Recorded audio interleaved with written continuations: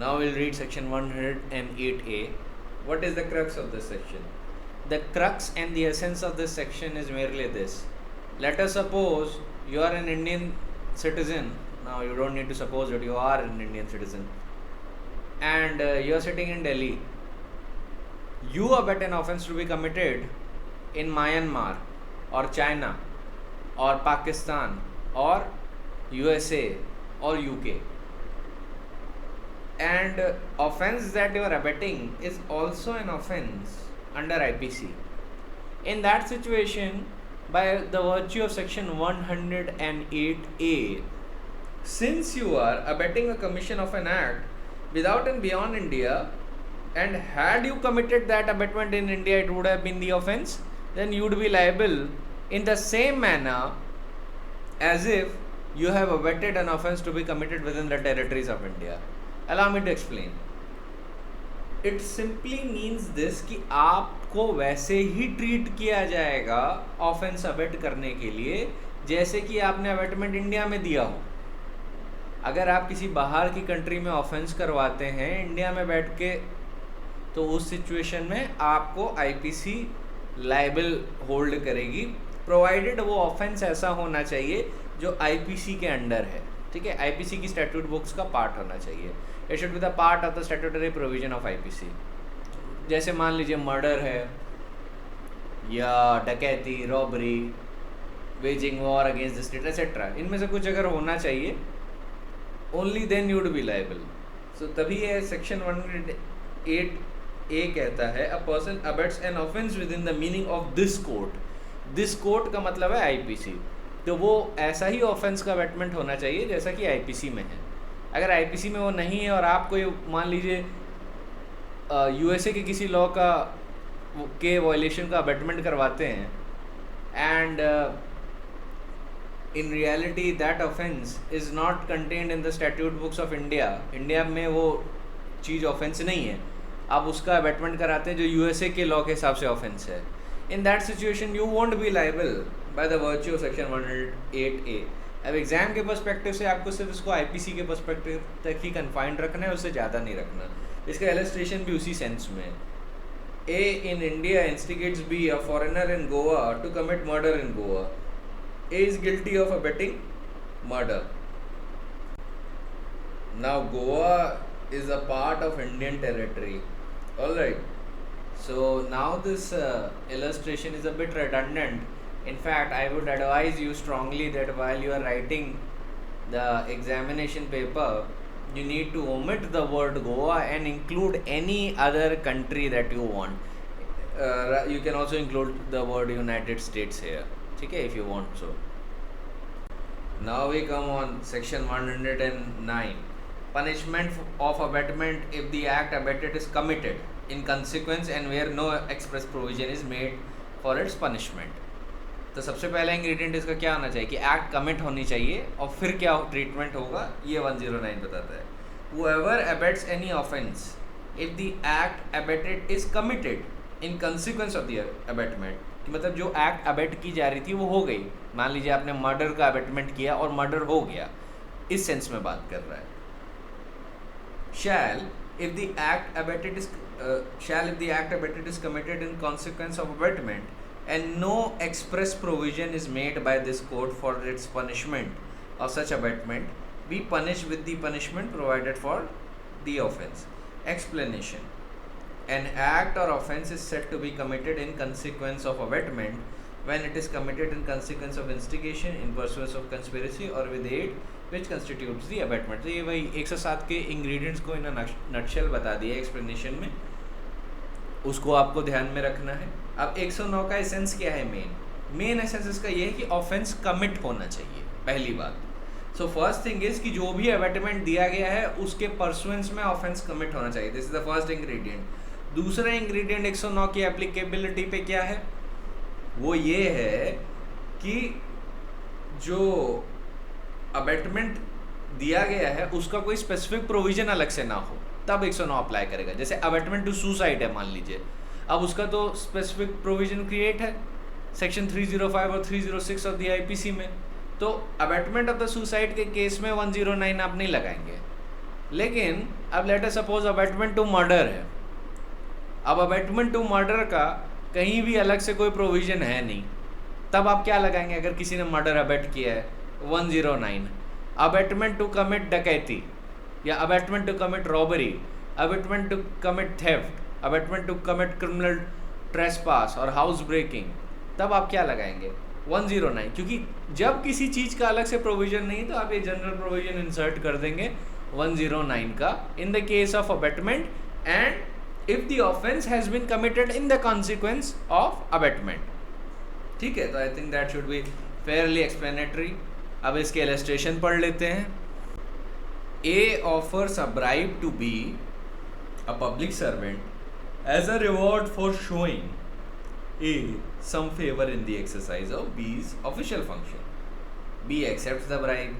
A has abetted the offence defined under section 161. अब 161 से 165 के offences prevention of corruption act में चले गए, तो ये ब्राइबरी वाले ऑफेंसेस हुआ करते थे। ठीक है, तो ब्राइबरी के मैटर्स में अगर मान लीजिए कोई व्यक्ति किसी को ब्राइब देता है और इस पर्पस से देता है कि वो उसको फेवर करे, लेट अस सपोज कोई अक्यूज्ड है, वो पुलिस वाले को पैसा देता है कि मेरे फेवर में इन्वेस्टिगेशन करना, मेरे खिलाफ एविडेंस मत कलेक्ट करना, late us suppose. So in this situation उसने क्या किया है, जो ब्राइब दी है ये ब्राइब का अबेटमेंट भी कहलाता है। ठीक है, अब पुलिस वाले ने जब ब्राइब एक्सेप्ट कर लिया और उसको फेवर कर दिया तो उसके फेवर में ऑफेंस कमिट हुआ, है ना। तो 109 के इंग्रेडिएंट सेटिस्फाई हो गए। 109 के इंग्रेडिएंट्स क्या कहते हैं? First, the offense abated should be committed.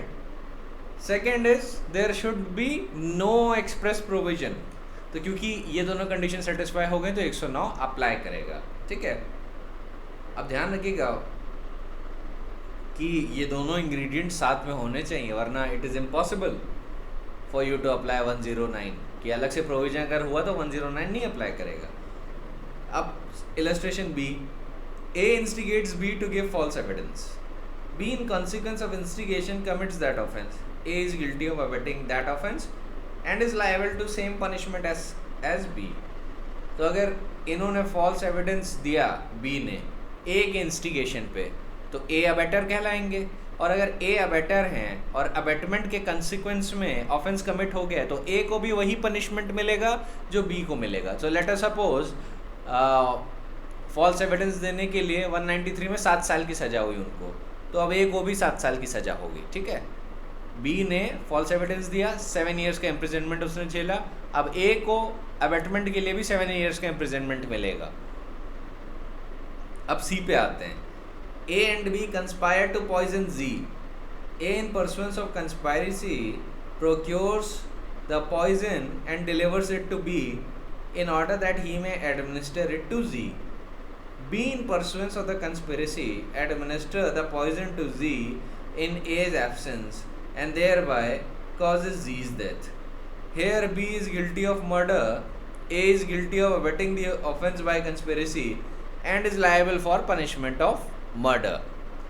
ध्यान रखिएगा 107 का सेकेंड क्लॉज क्या कहता है कि जब कंस्पिरेसी होती है जो अबेटमेंट कहलाती है, तो ये अबेटमेंट के पर्पस से कंस्पिरेसी बता रहा हूँ, तो उस कंस्पिरेसी के परसुएंट कोई एक्ट या ओमिशन होना चाहिए। ठीक है, उसके फर्दरेंस में, जबकि क्रिमिनल कंस्पिरेसी जो 120B में पनिशेबल है और 120A में डिफाइंड है, वहाँ पे मियर एग्रीमेंट पनिश कर देता है। The moment two persons agree to commit an illegal act और to commit a legal act by illegal means, वो कंस्पिरेसी के लिए लायबल हो जाते हैं the moment the agreement is made. तो पार्टिसिपेशन और ओवर्ट एक्ट की कोई ज़रूरत नहीं होती। पर जो अबेटमेंट के लिए कंस्पिरेसी है तो 107 में आपको ध्यान रखना चाहिए कि क्या लिखा है कि when a person engages with more than one person or persons in a conspiracy for doing that thing, if then act or illegal omission takes place in the pursuance of that conspiracy and order to the doing of that thing. तो act और illegal omission जो abetment के लिए relevant होती है वो एक necessary ingredient है। ठीक है, तो वहाँ पे थोड़ा डिफरेंस हो जाता है, तभी कंस्पिरेसी को लेके एक अलग से चैप्टर आया है। वरना अगर मियर एग्रीमेंट ही अबेटमेंट के अंदर आता, तो एक नया चैप्टर क्रिमिनल कंस्पिरेसी के को लाने के लिए क्या ज़रूरत होती है ना. सो ये चीज़ें और क्लियर हो जाएंगी when you are dealing with criminal conspiracy. But primarily illustration को समझिए. A and B conspire to poison Z. ठीक है, जी को पॉइजन देने का उन लोगों का प्लान था. अब जब मान लीजिए ए स्पॉट पे नहीं था या उसकी एब्सेंस में बी ने कंस्पिरेसी के परसुएंस में जी को जहर दे दिया, जी मर गया. अब जी जो मौत हुई है उसके लिए ए और बी दोनों लायबल हैं, वैसे ही लायबल हैं जैसे कि उन्होंने ही मर्डर किया हो. जैसे बी ने तो चलो पॉइजन दिया तो वो मर्डर के लिए लायबल होगा. ए ने क्या किया था, अबेटमेंट किया था through the means of conspiracy. Now here A and B both will be held punishable. ठीक है, ए को भी उतनी सज़ा होगी, A will be held guilty for abetting murder. तो यहाँ पे कौन सा चार्ज लगेगा, 302 रेड विथ सेक्शन 109. ठीक है, यहाँ पे 302 रेड विथ सेक्शन 109 का चार्ज लगेगा for abetment the commission of offence of murder of Z. ठीक है, ऐसे चार्ज लगेगा. ये ऑलवेज रिमेंबर कि चार्ज कैसे इस केस में फ्रेम किया जाएगा. 302 read with 109. Now we come on section 110, punishment of abatement if person abetted does act with different intention from that of an abettor.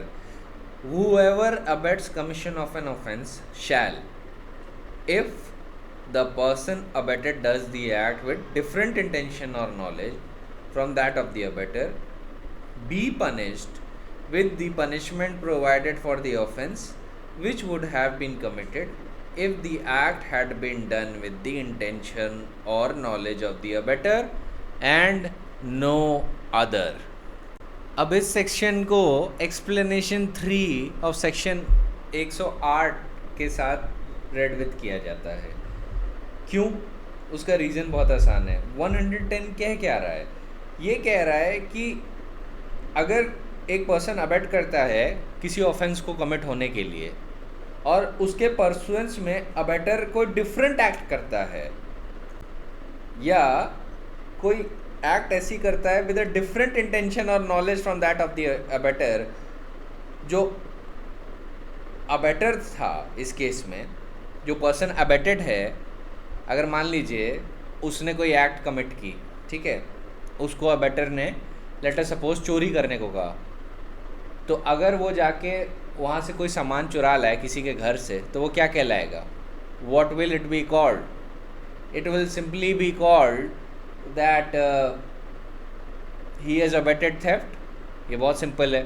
लेकिन अगर आदमी बोले कि जाओ वहाँ पे मेरा कोट टंगा है, मेरा कोट उठा लाओ, और जबकि वो उसका कोट नहीं है, जो अबेटर है वो जानता है मेरा कोट नहीं है, पर वो जिसको अबेट कर रहा है वो उससे चोरी करवाना चाहता है. ठीक है, वो जिसको अबेट कर रहा है वो उसको चोरी करवाना चाहता है, उससे चोरी करवाना चाहता है. तो ऐसे में जो अबेटर का इंटेंशन है, अबेटर का इंटेंशन चोरी करवाने का है, लेकिन जो पर्सन अबेटेड है, जिसको अबेट किया गया है, जिसको मान लीजिए वो कोट लेने के लिए भेजा गया है, तो वो तो मिस्टेक ऑफ फैक्ट के अंडर है. उसको लग रहा है कि जिस पर्सन ने मुझसे बोला है वो कोट लाने के लिए, वो उसका राइटफुल ओनर है, तो मैं उसके लिए ला रहा हूँ, तो उसको तो मिस्टेक ऑफ फैक्ट का बेनिफिट मिल जाएगा. पर क्या जिस पर्सन ने ऑफेंस अबेट किया, क्या उसको बेनिफिट मिलेगा मिस्टेक ऑफ फैक्ट का? द आंसर इज नो, क्योंकि अबेटर का इंटेंशन और नॉलेज डिफरेंट था और पर्सन अबेटेड का इंटेंशन और नॉलेज डिफरेंट था. अबेटर चाहता था थेफ्ट कमिट हो, और अबेटेड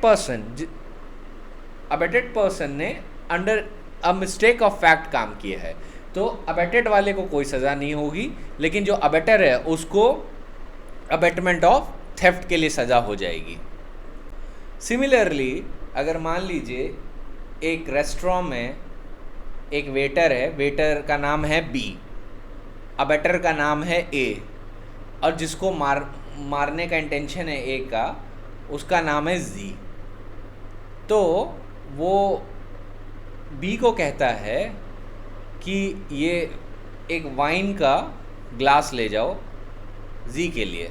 अच्छा, उसने वाइन के ग्लास को पोटेशियम साइनाइड से लेस किया हुआ है. अब उसमें विस्की डली होती है तो किसी को कुछ पता चलता नहीं. जो जी है वो वाइन का ग्लास पीता है, वो मर जाता है।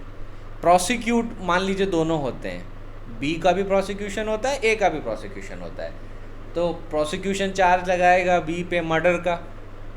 लेकिन टर्न्स आउट अगर फैक्ट्स एज जैसे कि हैं वो अगर प्रेजेंट किए जाते हैं तो कोर्ट ये जान लेगा कि जो बी था उसने मिसकंसेप्शन ऑफ फैक्ट में काम किया, लेकिन जो ए था he will be liable for what, he will be liable for murder.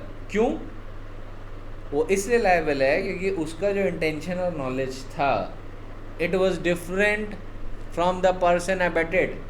उसका इंटेंशन और नॉलेज मर्डर करवाने का था। तो सेक्शन 110 सिंपली इतनी सी बात करता है कि अगर आप एज एन अबेटर कोई ऑफेंस अबेट करते हैं विद अ पर्टिकुलर इंटेंशन और नॉलेज, और person abetted does an act with a different intention और नॉलेज, तो जो डूअर है उसकी लाइबिलिटी अलग होगी और आप जो हो आपकी लाइबिलिटी अलग होगी।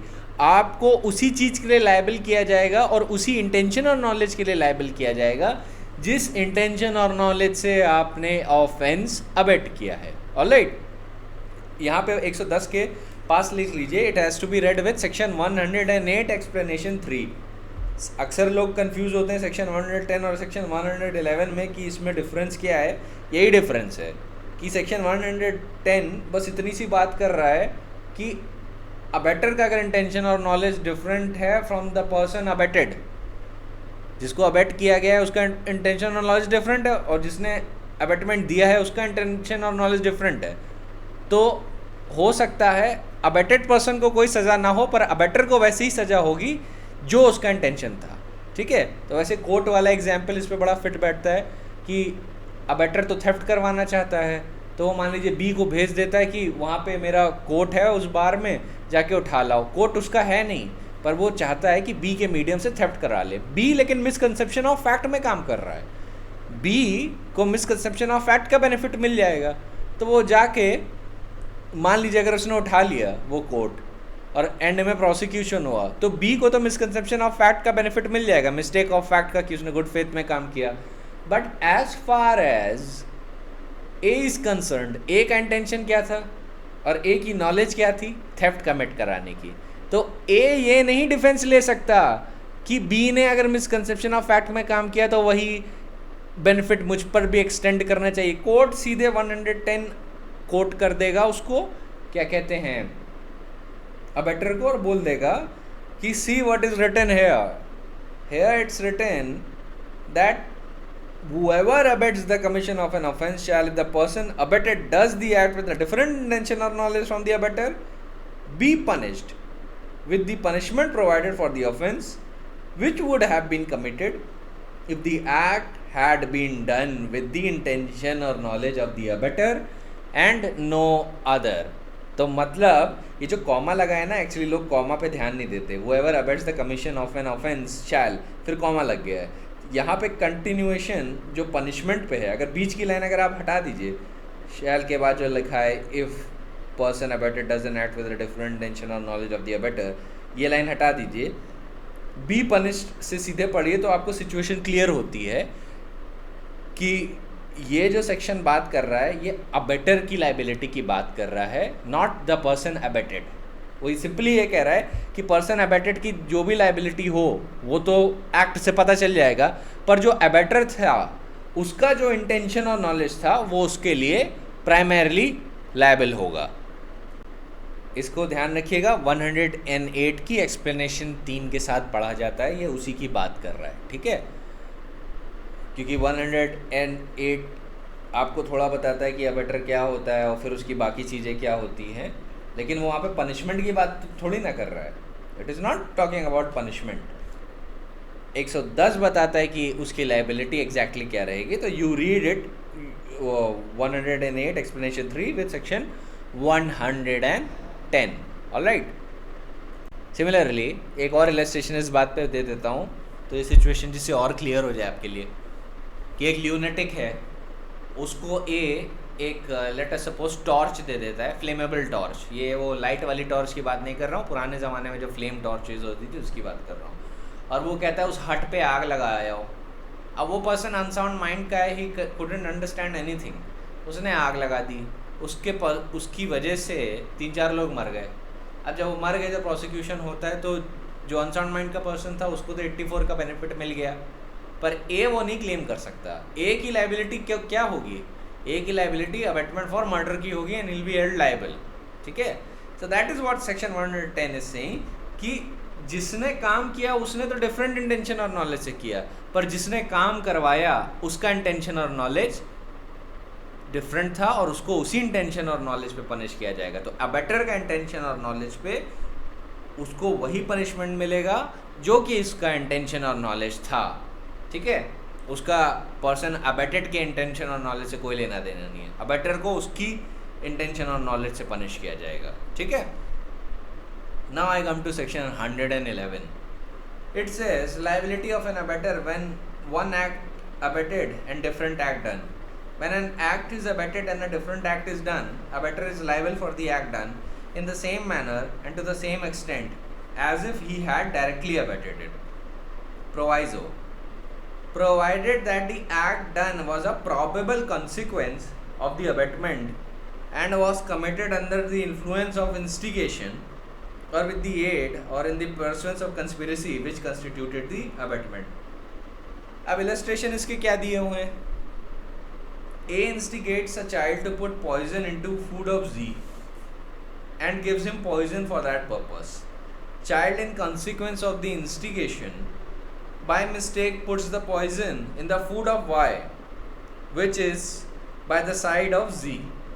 Here, if the child is acting under the influence of A's instigation and the act done was under circumstances a probable consequence of the abetment, A is liable in the same manner and to the same extent as if he had instigated the child to put the poison into food of Y. तो यहाँ पे हुआ क्या है actually? यहाँ पे ये section 111 बता रहा है कि आपने एक एक्ट अबेट की पर अबेटर ने दूसरी एक्ट की, तो जो भी एक्ट अबेटेड पर्सन ने की है उसके लिए अबेटर लायबल होगा, प्रोवाइडेड वो एक प्रोबेबल कंसिक्वेंस है due to the abetment caused. ठीक है, सो इलस्ट्रेशन बेसिकली आपको ये समझाना चाह रहा है कि आपने बच्चे को पॉइजन दिया, आपने जी को मरवाने के लिए पॉइजन दिया. अब बच्चा तो बच्चा है, उसने गलती से जी की बजाय वाई को पॉइजन दे दिया, वाई मर गया. अब आप ये डिफेंस नहीं ले सकते कोर्ट में कि मेरा इंटेंशन वाई को ना हार्म करना था ना उसको मारना था, तो Y am I liable for the death of Y. तो वहाँ पे कोर्ट सिंपली इतना कह देगा कि your liability flows from section 111 because whatever you have done in this case, it is the act abetted is directly traceable to you. You are liable for the act abetted. वो अलग बात है कि due to some supervening circumstances और due to some new events एक mistake commit हो गई जिसकी वजह से आप अपना इंटेंशन और नॉलेज कैरी आउट नहीं कर पाए, but you would still be liable for the ultimate act committed. ठीक है, बस इसका बस एक प्रोवाइजो है जिसमें आपको ध्यान रखना है कि ये प्रोबेबल कॉन्सिक्वेंस होना चाहिए. ये आपको अभी आगे का इलस्ट्रेशन पढ़ूंगा आपको समझ में आ जाएगा, लेकिन आपको पहले फर्स्ट इलस्ट्रेशन समझ में आ जाना चाहिए. फर्स्ट इलस्ट्रेशन में क्यों लाइबिलिटी बन रही है अबेटर की? फर्स्ट इलस्ट्रेशन में लाइबिलिटी इसलिए बन रही है क्योंकि आप खुद सोचिए, अगर कोई आदमी किसी बच्चे के हाथ में जहर दे दे और बच्चा किसी और को जिसको जहर देने का काम दिया गया है कि लेट अस सपोज जी को जहर दे दो और बच्चा गलती से जी की बजाय वाई को जहर दे आए, तो जिस पर्सन ने जहर दिया है आप एज कॉमन सेंस के बेसिस पे सोचिए क्या ऐसे व्यक्ति की क्या लायबिलिटी होनी चाहिए. आप तो कॉमन सेंस पे ये बात बोलेंगे कि यार गलती तो तुम्हारी है, तुमने क्यों पॉइजन दिया ही क्यों उसको जी को मारने के लिए. अगर तुम्हारा इंटेंशन था जी को मारने का और बाय मिस्टेक डेथ वाई की कमिट हो गई है, इन that situation also you are liable for the abetment.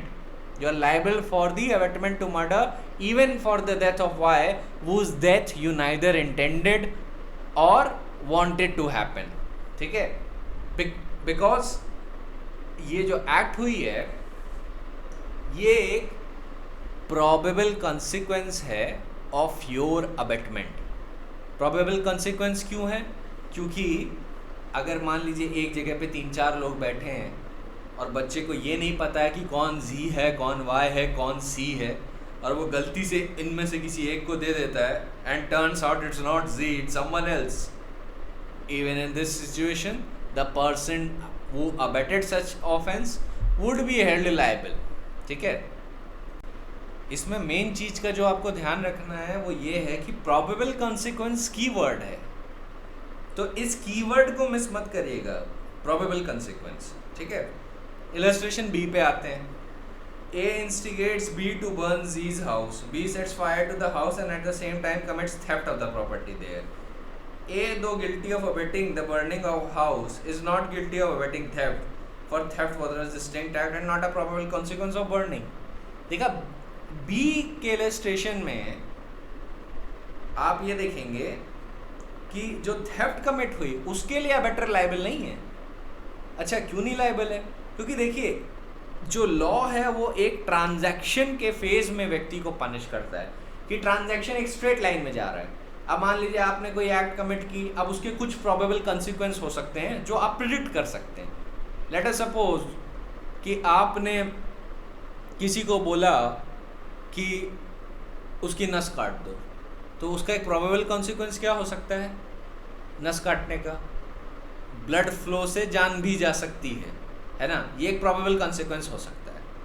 लेकिन इलस्ट्रेशन में आग लगाने की बात हुई और आग लगाने के साथ साथ थेफ्ट भी कमिट हो गई, तो क्या आग लगाने का और चोरी करने का कोई रिलेशन दिख रहा है? क्या आपको कोई प्रोबेबल कॉन्सिक्वेंस उसमें दिख रहा है?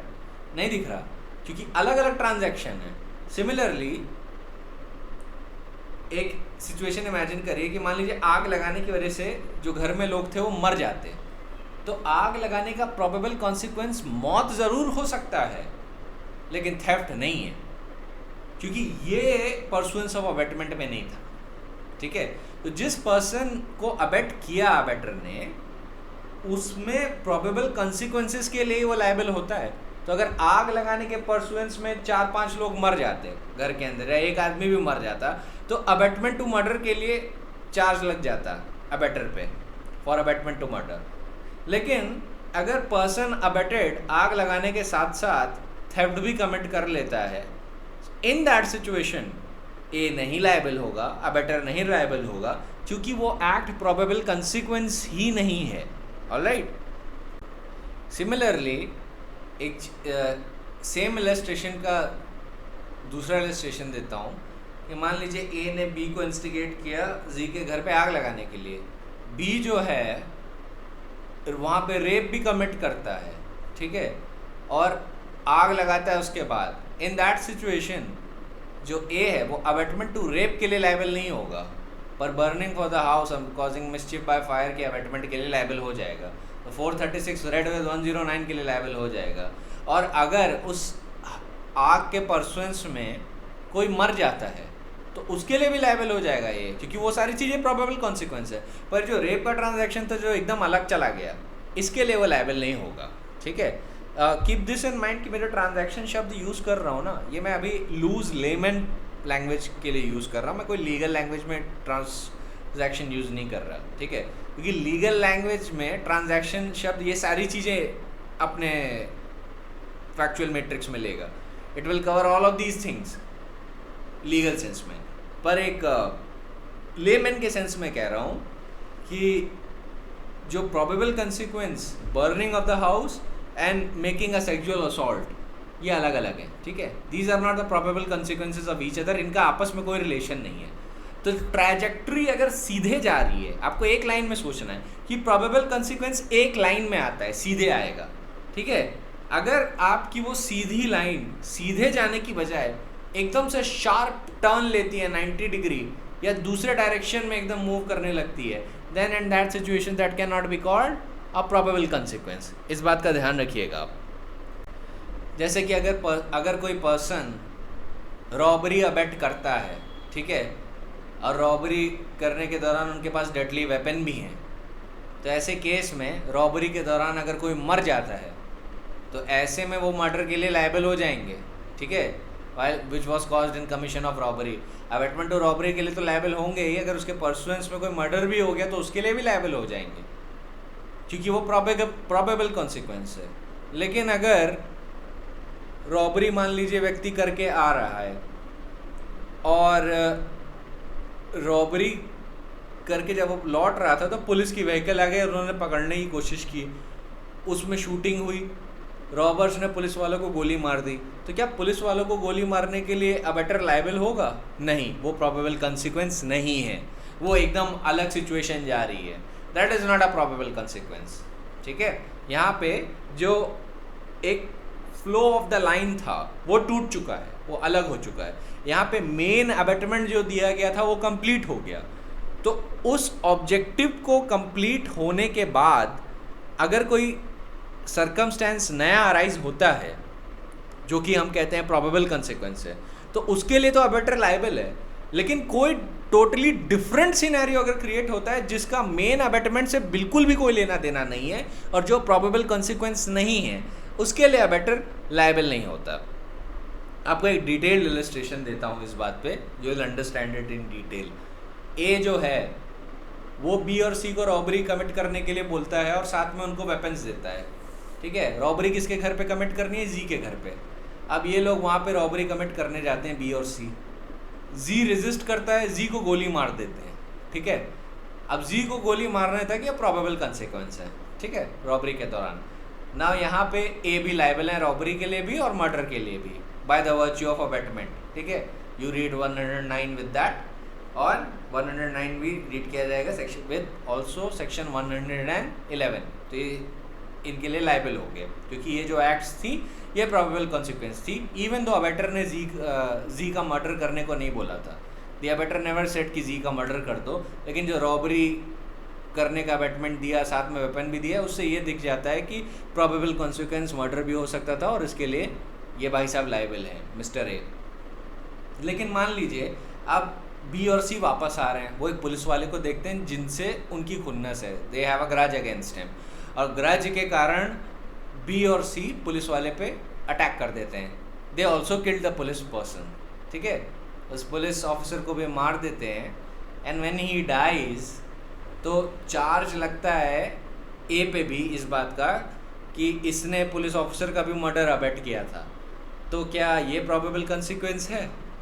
द आंसर इज़ नो, क्योंकि यहाँ पे जो ट्रैजेक्ट्री थी वो एकदम चेंज हो गई। यहाँ पे आप इसको अबेटमेंट से ट्रेस नहीं कर सकते, आप यहाँ पे कहीं भी नहीं पा रहे हो कि ए के अबेटमेंट की वजह से ये प्रोबेबल कंसिक्वेंस था। तो इस सिचुएशन में व्हाट वुड हैपन? इस सिचुएशन में ए लायबल नहीं होगा इस बात के लिए, पुलिस ऑफिसर के मर्डर के लिए लायबल नहीं होगा, उसके लिए बी और सी की जिम्मेदारी होगी। लेकिन जी की डेथ के लिए ए जिम्मेदार होगा, उसके मर्डर के लिए वो लायबल होगा by the virtue of abetment for abetment to murder, and he will also be liable for abetment for robbery. ठीक है, फिर आते हैं इलस्ट्रेशन सी पे। A instigates B and C to commit A instigates B and C to break into an inhabited house at midnight for purpose of robbery and provides them with arms for that purpose. B and C break into the house and being resisted by Z, one of the inmates murders Z. Here, if the murder was probable consequence of the abetment, A is liable to punishment provided for murder. So I think it is a very self-explanatory illustration. I have explained that. अब इस पे ध्यान रखिए, इस abetment के section पे कोई nuances नहीं है। अबेटमेंट सिंप्लिसिटर में अपने में कोई नुआंस नहीं है। अब ज़्यादातर नुआंसेस आपके मर्डर और कल्पेबल होमिसाइड में है और गिने चुने सेक्शन में। अब बाकी नुआंसेस वाले सेक्शंस मेजॉरिटी ख़त्म हो गए ना। IPC is very plain after this. अब जो सेक्शन 112 है वो सेक्शन 111 को कॉम्प्लीमेंट करता है। ठीक है, अब जैसे ही पढ़ेंगे आपको समझ में आ जाएगा। Abettor when liable to cumulative punishment for the act abetted and for the act done. If the act for which the abettor is liable under the last preceding section, मतलब probable consequence वाला section 111, if the act for which the abettor is liable under the last preceding section is committed in addition to the act abetted and constitutes a distinct offence, the abettor is liable to the punishment for each of those offences, मतलब दोनों offences के लिए भी liable होगा, जो probable consequence में commit हुए उसके लिए भी, और जो एक्चुअल अबेटमेंट जिस ऑफेंस के लिए उसने दिया था उसके लिए तो वो लाइबल होगा ही होगा। इलस्ट्रेशन पढ़ते हैं। A instigates B to resist by force a distress made by public servant, B in consequence resist the distress. In offering resistance, B voluntarily causes grievous hurt to the officer executing the distress. ये distress warrant के execution की बात हो रही है, जो recovery warrant होता है कि जब कोर्ट मान लीजिए मनी पे करना या फाइन का मैटर रिकवर करवाना है कोर्ट को, तो इमूवल और इमूवल प्रॉपर्टी अटैच करके वो जब सेल कर रहा होता है तो अंडर 421 CRPC में उसे डिस्ट्रेस वारंट कहा जाता है। वहाँ पे रिकवरी, उसको रिकवरी वारंट भी कहा जाता है। एंशिएंट लैंग्वेज में, आर्केक लैंग्वेज में उसको डिस्ट्रेस वारंट कहा जाता है। तो वहीं पे वहाँ पे यही एग्जीक्यूट हो रहा है। तो ए इंस्टिगेट करता है बी को कि जो public servant distress warrant execute कर रहा है उस पर उसको रेजिस्ट करो। बी जो है वहाँ पे जाके उस ऑफिसर को, उस पब्लिक सर्वेंट को ग्रीवियस हर्ट कॉज कर देता है। उस ग्रीवियस हर्ट की वजह से वो सीवियरली इंजर हो जाता है। तो यहाँ पे सवाल ये उठेगा, if A knew that B was likely to voluntarily cause grievous hurt in resisting the distress, A will also be liable for punishment of each of the offenses। ठीक है, तो इसके लिए A भी liable होगा। तो वही बता रहे cumulatively दोनों offenses के लिए liable होगा। एक तो resisting by force a distress made by public servant, तो इसमें एक offense बनेगा अंडर 353 of the IPC और एक ऑफेंस बनेगा under 333 of the IPC, voluntary causing grievous hurt to deter a public servant from the discharge of his duty. इन दोनों चीज़ों के लिए ऑफेंस बनेगा, जबकि उसने ओरिजिनल इंस्टिगेशन सिर्फ 353 के लिए दिया था। अंडर सेक्शन 353 के लिए उसने अबेटमेंट दिया था। 353 होता है टू असॉल्ट और criminal force to deter a public servant from discharge of his duty. तो उसकी सज़ा होती है 2 साल या फाइन या बोथ, बट अंडर 333 सज़ा होती है 10 साल एंड फाइन। ठीक है, तो 333 ज़्यादा विगरस है। तो अब यहाँ पे क्या हुआ था इलस्ट्रेशन में, अब यहाँ पे ए ये डिफेंस नहीं ले सकता कि मेरा तो अबेटमेंट सिर्फ 353 के लिए था। अब यहाँ पे क्योंकि प्रोबेबल कंसिक्वेंस क्या था, voluntary causing grievous hurt to a public servant, ये प्रोबेबल कंसिक्वेंस था उसके अबेटमेंट का। तो रीडिंग सेक्शन 111 एंड 112 टुगेदर हमें क्या मिलता है, we get to a conclusion कि जो ए है अबेटर वो क्यूमुलेटिवली लायबल होगा। ठीक है, he will be liable for both of the acts cumulatively. वो इसके लिए भी लायबल होगा कि उसने 353 का ऑफेंस अबेट किया, और वो इसके लिए भी लायबल होगा कि उसने सेक्शन 333 का ऑफेंस अबेट किया। He'll be liable for both of them. He won't be liable for just one of them. तो और उसके लिए जब पनिश करना होगा कोर्ट को तो वो दोनों पे पनिश करेगा, एक under section 353 for abetment under section 353 and for voluntary abetting voluntary causing of grievous hurt to a public servant. इन दोनों के अबेटमेंट के लिए उसको सज़ा मिलेगी ए को। ठीक है, so in this context section 112 is talking about. तो अक्सर लोग कंफ्यूज हो जाते हैं किस सेंस में बोला जा रहा है।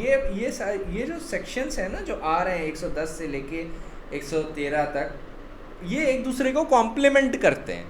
ठीक है, तो 111 को तो 112 सीधे कॉम्प्लीमेंट करता है, तो इन दोनों के बीच में तो डायरेक्ट नेक्सस है। पर कभी कभी सिचुएशंस ओवरलैप कर सकती हैं बाकी सेक्शंस के बीच भी, तभी आईपीसी ने कोई रूम फॉर कन्फ्यूजन नहीं छोड़ा।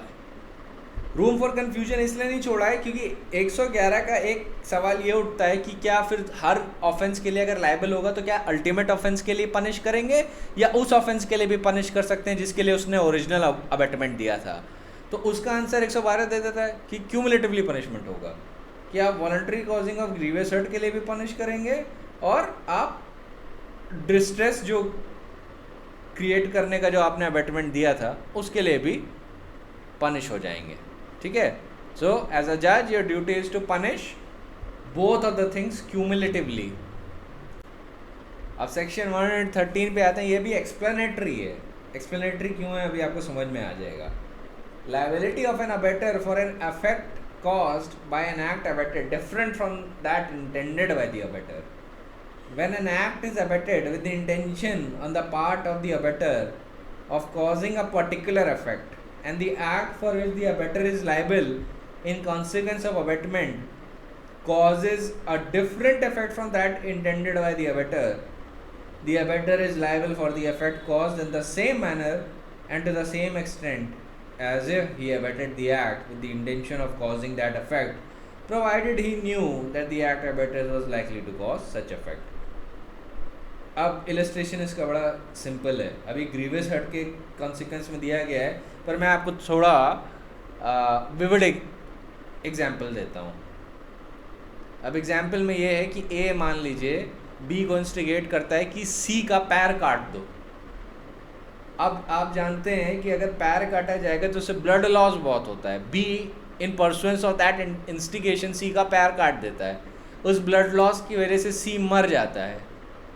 तो अब सी मर जाता है, तो अगर ये दिख जाता है कि ए का इंटेंशन और नॉलेज नहीं था उसकी जान लेने का, तो क्या ए अपनी लाइबिलिटी से बच सकता है? क्या वो ये बोल सकता है कि I neither had intention nor I had a knowledge कि उसकी टांग काटने से उसकी जान चली जाएगी? तो पहली चीज़ ये तो ग्रीवियस हर्ट है.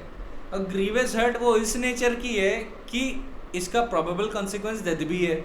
तो 113 सिंपली आपसे ये कह देता है कि जो अफेक्ट कॉज हुआ है इसके लिए अबेटर लायबल होगा. ठीक है, यहाँ पे इफेक्ट की बात हो रही है प्राइमरली. 111 तो अलग ट्रांजैक्शंस की बात करता था, चीज़ों की बात करता था. 113 सीधे इफेक्ट की बात कर रहा है, प्रभाव की बात कर रहा है कि आपने जो एक्ट लगाने को बोला उससे फिर हुआ क्या, उसका प्रभाव क्या हुआ. आपने सिर्फ एक एक्ट करने को बोली, वही एक्ट की गई, उसके आगे कोई एक्ट नहीं की गई.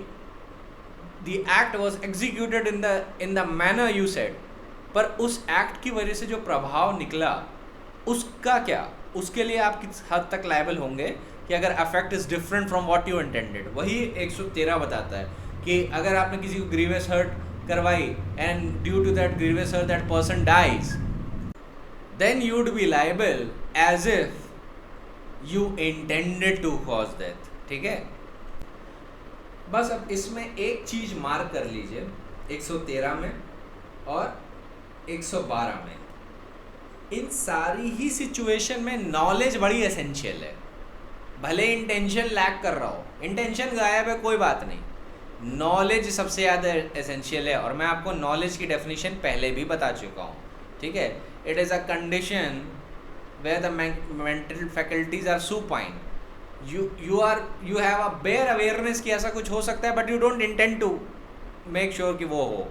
ठीक है, बट यहाँ पे 112 और 113 में ये दोनों चीज़ें बहुत इंपॉर्टेंट है कि knowledge should be there. It is very essential for the applicability of 112 and 113 की नॉलेज शुड बी देयर. अगर नॉलेज नहीं है तो ये दोनों सेक्शन नहीं लग पाएंगे. Knowledge is a very essential condition. So mark the word knowledge. 112 में तो expressly knowledge का mention नहीं है, लेकिन अगर आप illustration देखेंगे, illustration में लिखा है and if a knew, तो 112 में न्यू मार्क कर लीजिए. और 113 में जो लास्ट प्रोवाइजो है, provided he knew the act abetted was likely to cause effect. तो हमारे ग्रीवियस हर्ट वाले एग्जाम्पल में यहाँ पे जो नॉलेज है ये इम्प्यूट करवा दी जाएगी इनको. ठीक है, कि अगर आप किसी की टांग काटने का ऑर्डर देते हो तो ऐसी सिचुएशन में अबटमेंट अगर आप कर रहे हो कि किसी की टांग काट दो, इन दैट सिचुएशन जो ब्लड फ्लो होगा ये तो आपने इमेजिन किया ही होगा कि इसकी तो नॉलेज हो ही सकती है कि अ पर्सन माइट डाई. तो आप अगर ये नॉलेज आप पे इम्प्यूट की गई then you would be liable for that. लेकिन एक सिचुएशन अभी मैं आपको ऐसी देता हूँ जहाँ पे नॉलेज नहीं दिखेगी और वहाँ पे पर्सन लायबल नहीं होगा. Let's imagine a person with a special condition where he can not have clots in his blood. ठीक है, अगर मान लीजिए जैसे अगर आपके वुंड होता है तो आपने देखा वो खून जम जाता है थर्ड पॉइंट के बाद, जिससे और खून ना बहे. अगर छोटी मोटी खरोंची होते हैं you will find that there is some sort of clotting. तो ये एक अच्छी चीज़ होती है, अच्छा मैकेनिज्म होता है. It prevents extra blood loss and it make sures that you heal. अब कुछ लोग हीमोफीलियाक होते हैं, ठीक है। अब हीमोफीलियाक की होने की वजह से उनका ब्लड लॉस रुकता ही नहीं है, उनका ब्लड लॉस बिल्कुल भी नहीं रुकता। और जब ब्लड लॉस नहीं रुकता तो हो सकता है कि अगर आप उन पर माइनर इंजरी करें तो हो सकता है उनका ब्लड फ्लो होता ही चला जाए और वो मर जाए। But you don't know that, you have no aware about the special condition of the deceased person, let us suppose। अब नाउ एक सिचुएशन इमेजिन करते हैं जहाँ पे विक्टिम हीमोफीलियाक होगा, ठीक है। द विक्टिम वुड बी हीमोफीलियाक, जिसकी वो कंडीशन है कि उसके ब्लड में क्लॉट्स नहीं हो सकते, ठीक है। तो अगर आपने उसको खरोच लगा दिया, उसको छोटा सा कट दे दिया तो खून बहता ही चला जाएगा। सो नाउ अबेटर जो है बी को अबेट करता है, ए इज एन अबेटर, वो बी को बोलता है कि सी को एक let us suppose let's just say A just tells B to give him a cut, एक माइनर सी खरोंच दे दो, ठीक है। अब पेपर नाइफ उसके लिए देता है। पेपर नाइफ कोई बहुत ज़्यादा डेंजरस वेपन नहीं है, वो बस वो बोलता है कि उसके हाथ पे मारना, ये नहीं कहता कि मुंह वूह या किसी वाइटल पार्ट पे लगाना, कहता है हाथ पे मारना, ठीक है, जिससे वो थोड़ा डर जाए। अब वो डराने के लिए ऐसी हरकत करता है और ऐसा अबेटमेंट करता है। तो अब यहाँ पे ए जब बी को अबेट कर रहा है कि make a cut on his arm, B in pursuance of abetment ऐसा कर देता है, उसके आर्म पे एक कट दे देता है। अब उस कट की वजह से उसका खून बहता चला जाता है and let us suppose he dies, अब वो मर जाता है सी।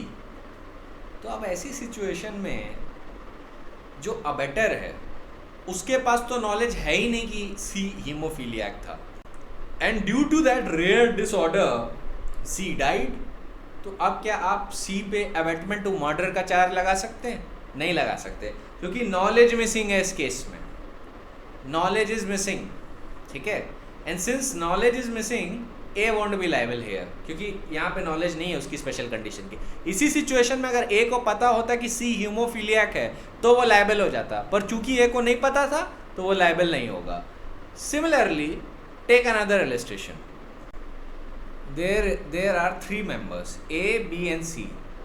हम नेक्स्ट इलस्ट्रेशन भी ऐसे ही रखेंगे, ए बी सी है। ए जो है फादर इन लॉ है, बी हस्बैंड है और सी वाइफ है। Wife is suffering from enlarged spleen, ठीक है, एक कंडीशन होती है एनलार्ज स्प्लीन। अगर आपने बहुत ज़्यादा फोर्स से ब्लो दे दिया तो एनलार्ज स्प्लीन के रप्चर की वजह से डेथ भी हो सकती है। तो लेट अस सपोज एक मैरिटल डिस्कॉर्ड का इंसिडेंट हो जाता है। A father in law is very angry with the conduct of the wife of his son, ठीक है। The father in law is very angry with his daughter-in-law, and he is saying that his son should do something about this, and he should actually punch her to make sure that the wife gets hold of her senses, ठीक है। तो जो son होता है वो is husband also of wife, वो गुस्से में आके during the course of arguments घूसा मार देता है अपनी वाइफ के पेट पे। अब जो मार देता है तो उसकी वजह से जो वाइफ की एनलार्ज स्प्लीन होती है, जिसकी नॉलेज ना फादर इन लॉ को है ना हस्बैंड को है, वो रप्चर हो जाती है। अब चूंकि वो रप्चर हो जाती है तो वाइफ मर जाती है। अब जब वाइफ मर जाती है तो आप क्या बताइए, ए पे अबेटमेंट कौन सा लगेगा? 302 रेड विद 109 का चार्ज लगेगा या नहीं लगेगा? क्या वो लायबल होगा अबेटमेंट फॉर मर्डर के लिए? क्या उसकी लायबिलिटी इस हद तक गिनी जाएगी कि 113 में वो ये प्रिज्यूम किया जा सकता है कि the father in law intended to cause this effect? क्या बोला जा सकता है कि जो ए है, A actually intended to have this effect? A abetted B to punch his wife C. C is suffering from a condition of an enlarged spleen. B follows the abetment of A and punches his wife. Wife dies in the consequence of ruptured spleen, and the spleen gets ruptured due to the force of force of the blow that the son be inflicted on the wife. तो क्या इस situation में बोला जा सकता है कि जो ए है, main abettor, father in law, he actually intended कि जो वाइफ है वो मर जाए? क्या अबेटमेंट, क्या एक घूंसा मारने का अबेटमेंट इस हद तक स्ट्रेच किया जा सकता है कि मान लिया जाए कि इसका अफेक्ट जो है डेथ कॉज करने का है? The answer is no. क्यों? यहाँ पे भी नॉलेज लैक कर रही है. नॉलेज किस बात की? एनलार्ज स्प्लीन की. अब इसी एनलार्ज स्प्लीन की अगर नॉलेज होती तो father in law would have been held liable. ठीक है. अगर हस्बैंड को नॉलेज होती एनलार्ज स्प्लीन की तो शायद मर्डर के केस में ही चले जाते या at the minimum culpable homicide के केस में जाते. पर इस सिचुएशन में चार्ज मर्डर का नहीं लगेगा. ठीक है. चार्ज ज़्यादा से ज़्यादा अबेटमेंट का लगेगा, 323 या at most 325 read with 109 at most, शायद वो भी ना लगे. बट ऑलवेज रिमेंबर कि नॉलेज इज वेरी एसेंशियल. अगर नॉलेज लैक कर रही है तो you can not apply this section. Without knowledge this section can not apply. So knowledge is a necessary ingredient that should be there. तो देखिए, जो लोग थियोरेटिकल स्टेट्स की तैयारी कर रहे हैं जैसे यूपी, उत्तराखंड, बाकी स्टेट्स एक्सेप्ट दिल्ली, उनको इतना ज़्यादा उस पर हार्प करने की कोई ज़रूरत नहीं है कि नॉलेज अगर मिस कर देंगे एग्ज़ाम में तो something will go wrong while giving the illustration. लेकिन जो लोग दिल्ली की तैयारी कर रहे हैं और जो लोग प्रैक्टिस करना चाहते हैं, they should be very particular about the usage of the word knowledge. ठीक है. आई वुड स्ट्रांगली एडवाइज कि आप नॉलेज मेंशन करें कि for both section 112 and 113 knowledge should be there. और वो वैसी नॉलेज है जो एक रैशनल मैन पे इम्प्यूट की जाती है. सिर्फ जनरल प्रिंसिपल क्रिमिनल लॉ का इसमें भी सेम रहता है. Every man is intended to know the rational consequences of his act. So every person is intended to know कि वो जो एक्ट बोल रहा है करने को, उसका कॉन्सिक्वेंस क्या होगा. ये लॉ प्रिजम्पशन लेके चलता है. तो इस प्रिजम्पशन को बीट करने के लिए बहुत स्ट्रॉन्ग एविडेंस चाहिए. तो हमारे हीमोफीलियाक वाले इलस्ट्रेशन में और रप्चर्ड स्प्लीन वाले इलस्ट्रेशन में, दोनों ही इलस्ट्रेशन में क्या चीज़ लैक कर रही थी जिसकी वजह से अबेटमेंट टू मर्डर का चार्ज नहीं लग सकता? Knowledge of the special condition lack कर रही थी, इसीलिए वो चार्ज नहीं लग सकता. बट अगर नॉलेज वहाँ पे होती और उसके बाद ऐसा अबेटमेंट दिया जाता तो शायद लग सकता था.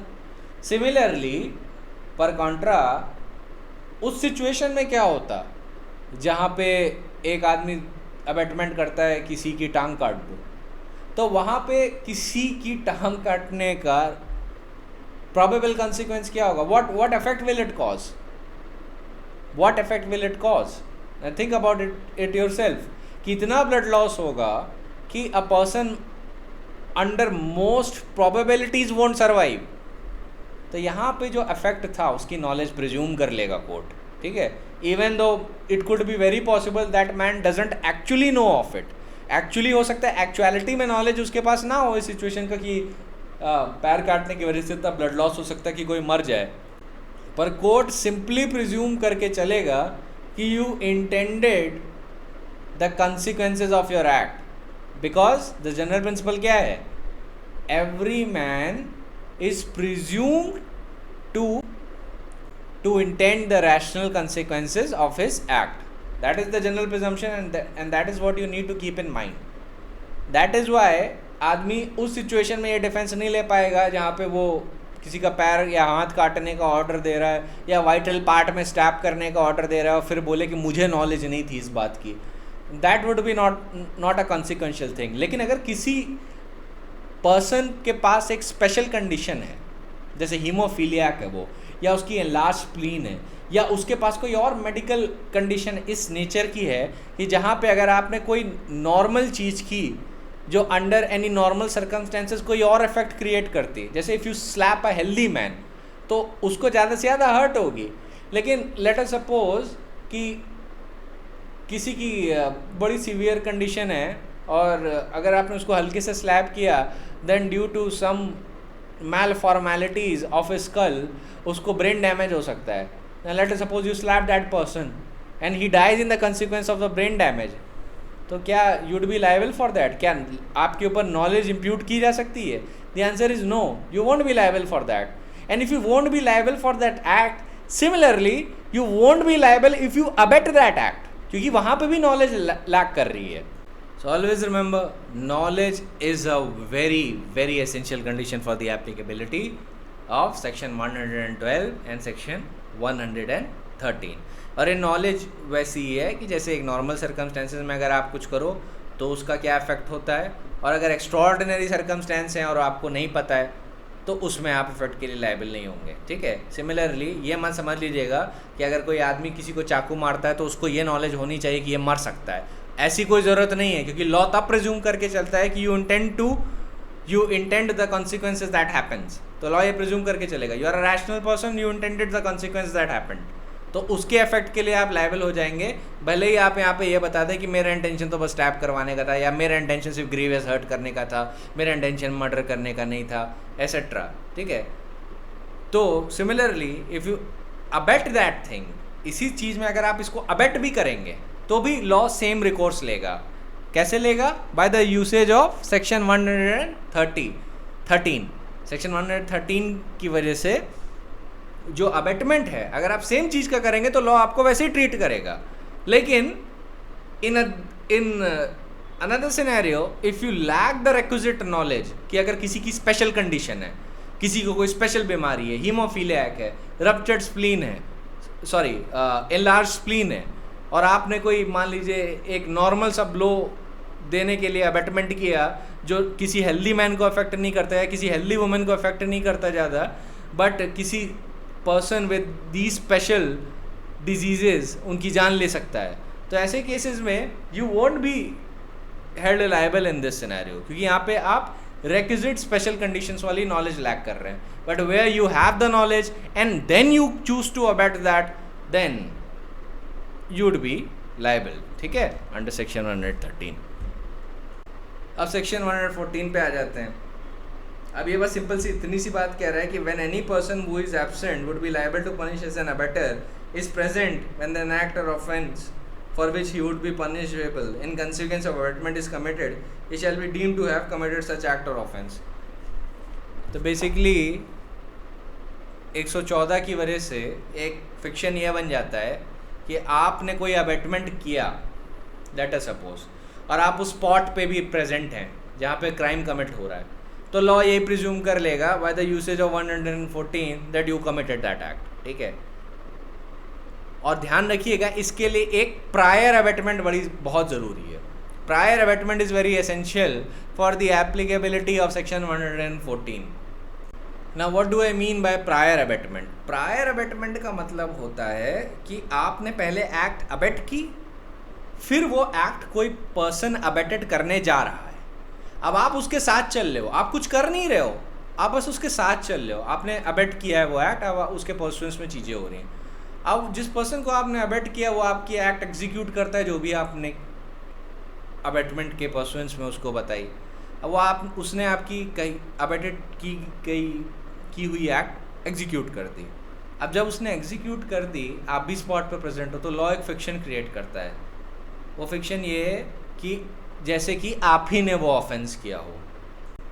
ध्यान रखिएगा 114, 149 और section 34 of the IPC overlap कर सकते हैं कभी कभी, क्योंकि ये आपस में बहुत ज़्यादा मिक्सड हो जाते हैं कभी कभी. तो 114 बेसिकली आपको बस इतनी सी चीज़ मैंडेट करता है कि अगर आपने कोई एक्ट अबेट की है और फिर आप उस स्पॉट पे भी प्रेजेंट हैं जहाँ पे वो क्राइम कमिट हो रहा है, ठीक है, and during the time of the commission of that offence you are present at that spot, in that scenario, in that particular scenario the law will treat you as if you had personally committed that act. अब यहाँ पे abettor की बात नहीं हो रही है. अब यहाँ पे आपकी लाइबिलिटी अबेटर वाली नहीं रहेगी. यहाँ पे लॉ एक प्रिजम्पशन बनाएगा कि आप ही ने वो ऑफेंस कमिट किया, क्योंकि अबेटमेंट के लिए आपको कुछ इंग्रेडिएंट साबित करने होते हैं. इंस्टिगेशन, एड, कंस्पिरेसी एसेट्रा, ये सारी चीज़ें साबित करनी होती हैं. Not in the case of that क्या कहते हैं योर 114 में आपको बस ये दिखाना होता है कि एक्ट्स हुई हैं या नहीं. तो 114 का प्रिजम्पशन जब अराइज करता है तो लॉ आपकी लाइबिलिटी वैसी ही मानता है कि जैसे कि आपने एक्ट ही पर्सनली कमिट किया हो।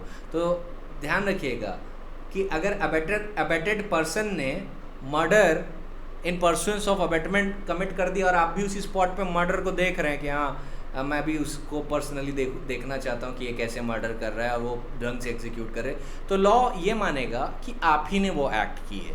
ठीक है, उसमें इंस्टिगेशन के इंग्रेडिएंट्स नहीं ढूंढने की कोशिश करेगा, उसमें वो कंस्पिरेसी के एलिमेंट्स नहीं सेटिस्फाई करने की कोशिश करेगा, वो बस वो आपकी लाइबिलिटी वैसे ही मानेगा as if you have committed that offense yourself। तो 114 सेक्शन 34 और सेक्शन 149 ओवरलैप कर सकते हैं। ठीक है, तभी विलियम स्लेनी का जजमेंट आपको याद होगा, उसमें कॉन्स्टिट्यूशनल बेंच ने 114, 149 एंड सेक्शन 34 को एक साथ इंटरप्रेट किया था इसीलिए, और ये रिकॉग्नाइज भी किया था दे में overlap.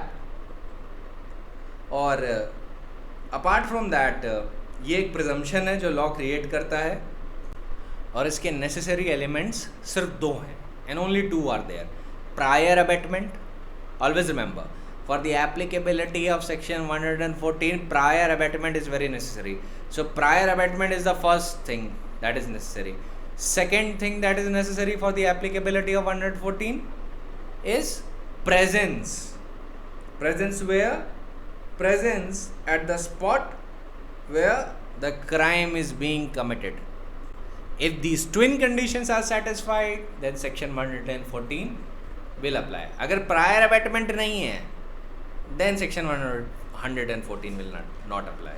Prior abatement is very necessary for the applicability of section 114. I'll reiterate the ingredients. The first ingredient is that there was an abatement to a particular offense. Second, the abettors have factually abetted the commission of that particular offense. ये दूसरा ingredient है। पहला है prior abetment वाला, दूसरा है कि वो factually साबित भी होना चाहिए कि that was abetted, and second is the presence at the time when the commission of the offense was taking place. If these conditions are satisfied, the person is liable. आप इसको दो condition भी बना सकते हैं, prior abetment and presence at the time of the commission of crime, और इसमें कुछ एक्स्ट्रा ऐड करने की ज़रूरत नहीं है, दैट इज़ इट। अब सेक्शन 115, 116 और बाकी के सेक्शन से डील कर लेते हैं। अब ध्यान रखिएगा, मैंने 109 को एम्फेसाइज इस बात पे किया था कि 109 बता रहा है ऑफेंस कमिटेड। उसका एम्फेसिस देने का यही रीज़न था कि 115 वो बताता है कि जब ऑफेंस नहीं कमिट हुआ तब क्या लायबिलिटी होगी। तो section 115 says abatement of an offence punishable with death or imprisonment for life if offence not committed। जब offence नहीं commit हुआ, तो ये कह रहा है कि whoever abets commission of an offence punishable with death or imprisonment for life shall, if the offence be not committed in the consequence of abatement and no express provision is made by this code for the punishment of such abatement, be punished with imprisonment for either a description of a term which may extend to 7 years and shall also be liable to fine। So 7 साल and also be liable to fine। अगर harm cause हो गया in the consequence of the abatement तो वही 7 साल 14 साल बन जाएगा and will also be liable to fine। तो यही 115 का एसेंस है। In illustration, A instigates B to murder Z, offense is not committed। If B had murdered Z, he would have been subject to punishment of death or imprisonment for life। Therefore, A is liable to imprisonment for a term which may extend to 7 years and also to a fine। And if hurt be done to Z in consequence of abatement, he will be liable to imprisonment for a term which may extend to 14 years and to fine। That is very simple। अब ये punishment वाले section है, इसमें कोई nuances नहीं है। अब section 116 पे आ जाते हैं। Abatement of an offence punishable with imprisonment if the offence not committed। ये सारी वही चीज़ें हैं जो offence not committed की बात कर रहा है। Whoever abets an offence punishable with imprisonment shall, if the offence be not committed in consequence of abatement and no express provision is made by this code for the punishment of such abatement, be punished with imprisonment of either description of a term which may extend to 1/4 of the longest term provided for that offence, or with fine as provided for that offence, or with both। अब 1/4 mark कर लीजिए, 1/4 लिख लीजिए, ठीक है। It is very, याद करने में आसानी होगी जब भी आप बेराट खोल ले होंगे, तो बेराट में लिख लीजिए 1/4 क्योंकि अभी 1/8 भी आएगा. If abettor or the person abetted be a public servant whose duty is to prevent the offence, and the abettor or the person abetted, तो चाहे abettor public servant हो या जिसको abet किया गया वो public servant हो, ये दोनों की situation की बात कर रहा है. Whose duty is to prevent commission of such offence, the abettor be punishable with imprisonment for the term which may extend to 1/2 of the longest term provided for that offence. तो 1/2 को mark कर लीजिए. तो अगर वो public servant नहीं है और ऑफेंस पनिशेबल विद इम्प्रिजनमेंट है और ऑफेंस कमिट नहीं हुआ, बस उसका अबेटमेंट दिया गया है, तो 1/4 ऑफ द लॉन्गेस्ट टर्म. लेकिन अगर पर्सन अबेटेड या अबेटर पब्लिक सर्वेंट है, ठीक है, या जिसको अबेट किया जा रहा है वो पब्लिक सर्वेंट है, या जो अबेट कर रहा है वो पब्लिक सर्वेंट है, तो लॉन्गेस्ट टर्म का कितना लिया जाएगा? 1/2 लिया जाएगा, आधा लिया जाएगा. Illustration. A offers a bribe to B, public servant, as a reward for showing some favor in exercise of B's official function. B refuses to accept the bribe. A is punishable under this section. कितने से punishable होगा? Half से. Half for the longest term provided. B. A instigates B to give false evidence. Here, if B does not give false evidence, he has nevertheless committed the offence defined under this section and is punishable accordingly. यहाँ पे कितने से punishable होगा? कितने term से? 1/4. C. A police officer whose duty is to prevent robbery abets commission of robbery. Here, though robbery be not committed, he is liable to 1/2 of the longest term of imprisonment provided for that offence and also to fine. B. Abets commission of a robbery by A, a police officer whose duty is to prevent the offence. Here, though the robbery be not committed, B is liable to 1/2 of the longest term of imprisonment provided for the offence of robbery and also to fine. Pretty self-explanatory, I think. अगर कोई abate करता है कोई offence commit करने के लिए public को, जिसका नंबर 10 या 10 से ज़्यादा हो, ठीक है, एक्सीडिंग 10 होना चाहिए. whoever abets commission of an offence by a public generally or by any number of class or person exceeding 10, 10 से ज़्यादा मतलब 11 और उसके ऊपर, shall be punishable with imprisonment of either description of a term which may extend to 3 years or with fine or with both. Straightforward. A affixes in a public place a placard instigating a sect consisting of more than 10 members to meet at a certain time and place for the purpose of attacking the members of an adverse sect. While engaged in a procession, A has committed the offence defined in this section. अभी लखनऊ में ये charge बहुत लगता है, specially during the time of Muharram. अब क्या होता है कि जो शिया और सुन्नी सेक्ट है वो अक्सर इस मुहर्रम के टाइम पे झगड़ा होने लगता है चौक के आगे, तो वहाँ पे ये चार्ज बहुत लगता है. क्योंकि होता क्या है, अबेटमेंट क्या होता है कि लेट अस सपोज वो गैदरिंग में गैदर हैं और वो वहाँ पे अबेट करते हैं कि जब वहाँ से प्रोसेशन निकलेगा हम अटैक करेंगे. दूसरी साइड ये सोचती कि भाई जब वो हम पे अटैक करेंगे तो हम उसके लिए पहले ही तैयार होकर निकलते हैं. तो इन दैट सिचुएशन दोनों ही अबेटमेंट करते हैं of commission of particular offences, तो ये दोनों लायबल होंगे. ठीक है, 117 और उसके बाद इंडिविजुअल एक्ट्स के लिए, और ऑफ कोर्स कॉमन ऑब्जेक्ट भी लग सकता है ऐसे केसेस में अंडर 149. ठीक है, तो keep your mind fertile for these types of facts. अब सेक्शन 118 शॉर्ट में क्या है मैं आपको समझा देता हूँ कि जब भी a person conceals a design to commit an offence which is punishable with death और इम्प्रिजनमेंट फॉर लाइफ, और इसमें मेन इंटेंशन क्या होना चाहिए, विद इंटेंट टू फैसिलिटेट और knowing likely that he'll thereby facilitate the commission of that offense which is punishable with death or imprisonment for life. तो मतलब support करने के लिए, या तो डायरेक्टली सपोर्ट करने के लिए या ऐसी एक्ट करने के लिए जिसमें आपको नॉलेज है कि आप सपोर्ट करेंगे ऐसे ऑफेंस का जो डेथ या इम्प्रिजनमेंट फॉर लाइफ से पनिशेबल है. तो अगर वो ऑफेंस कमिट हो गया, ठीक है, तो 7 साल की सज़ा है, और अगर ऑफेंस नहीं कमिट हुआ तो 3 साल की सज़ा है. और सज़ा किस चीज़ पे है? voluntarily concealing the act or omission by the use of encryption or any other information or hiding tool as to existence of such design. ठीक है, तो ये कंसीलमेंट पे सजा है, वो इंफॉर्मेशन छुपाने पे सजा है. ठीक है, तो यहाँ पे कीवर्ड्स क्या हैं? What are the keywords here? Concealment, intending to facilitate or knowing that it is likely to facilitate commission of an offence punishable with death or imprisonment for life. तो facilitation is a keyword, concealing is a keyword. और फिर punishment, अगर offence commit हो गया तो 7 साल, नहीं commit हुआ तो 3 साल. Alright, 118 किन सिचुएशंस पे अप्लाई होगा? सिर्फ डेथ और इम्प्रिजनमेंट फॉर लाइफ के केसेस में. Now we move to another section. Legislation भी उसी इफेक्ट को लेके है. I don't think it is essential to read that, but I think I should read it. A, knowing that डकैती is about to be committed at B, falsely informs the magistrate that the डकैती is about to be committed at C, a place in opposite direction, and thereby misleads the magistrate with an intent to facilitate commission of the offence. The डकैती is committed in pursuance of the design. A is punishable under this section. ठीक है. तो concealment में encryption भी आ जाता है, किसी भी एक्ट और ओमिशन से उस इंफॉर्मेशन को छुपाना भी आ जाता है, आउटराइट लाइंग भी आ जाती है. तो all in all it is a very wide section and it even within it scope includes misrepresentation. ठीक है. Now next we come to section 119. Public servant concealing a design to commit an offence which is his duty to prevent. Whoever being a public servant intending to facilitate or knowing same ingredient है, और इसमें भी concealment पे सज़ा है. ठीक है. यहाँ पे मेन क्रक्स क्या है? कंसीलमेंट पे.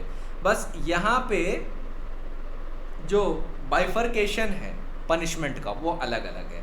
तो यहाँ पे भी कीवर्ड्स क्या होंगे आपके? फैसिलिटेशन और कंसीलमेंट. यहाँ पे कंसीलमेंट के लिए, वॉलंटरी कंसीलमेंट के लिए सज़ा मिल रही है. तो अगर ऑफेंस कमिट हो जाता है तो आधे 1/2 of the longest term of imprisonment की सज़ा मिलेगी. ठीक है. लॉन्गेस्ट टर्म का आधा कर लीजिएगा, उतने की सज़ा मिलेगी उस पब्लिक सर्वेंट को. 119 में एक और की वर्ड्स हैं कि जो ऑफेंसेस हैं जो 119 जिससे डील कर रहा है वो पब्लिक सर्वेंट की ड्यूटी टू प्रिवेंट भी होनी चाहिए. तो अगर जैसे पुलिस ऑफिसर की ड्यूटी है रॉबरी और डकैती को प्रिवेंट करना, तो अगर वही इन सब चीज़ों की इन्फॉर्मेशन कंसील करता है तो उसको 1/2 तक की सज़ा दी जाएगी. ऑलराइट. सो उसके ऊपर लाइबिलिटी ज़्यादा रखी जाएगी. तो ये इस सेंस में लीजिएगा. अब जैसे कोई जज है, अब जज की जिम्मेदारी नहीं है क्या कहते हैं रॉबरी और डकैती को प्रिवेंट करने के लिए. तो अगर उसके पास इंफॉर्मेशन है वो कंसील करता है, later suppose, then he won't be pursued under section 119. उस पर 119 नहीं लगेगा. ठीक है. क्योंकि it is not his duty to prevent. तो 119 की खास बात क्या होती है? कंसीलमेंट, फैसिलिटेशन और duty to prevent by public servant, ये ऐड हो जाता है. फिर अलग अलग बाइफर्केशन भी होते हैं जो आते हैं. तो ये पहला पार्ट था. अगर ऑफेंस कमिट हो गया तो 1/2. अगर ऑफेंस डेथ या इम्प्रिजनमेंट ऑफ लाइफ से पनिशेबल है तो 10 साल तक पनिशेबल हो जाता है. आपने 118 में देखा कि आम आदमी अगर कंसील करता है तो 7 साल, यहाँ पे 10 साल. और अगर ऑफेंस नहीं कमिट होता है तो आप कितना होगा? 1/4 if the offence is not committed. ठीक है.